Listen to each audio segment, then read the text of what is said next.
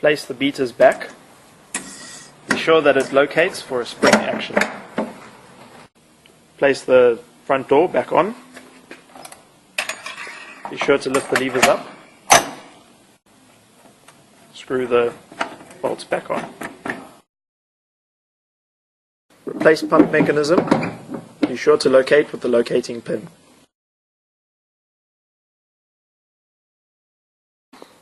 Set the machine to wash.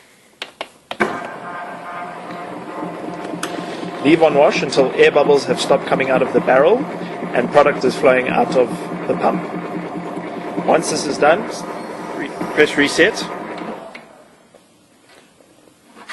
Fit the feeder tube with the non-return valve into the pump and screw on tightly. Put back onto wash and leave until product is coming out with small holes.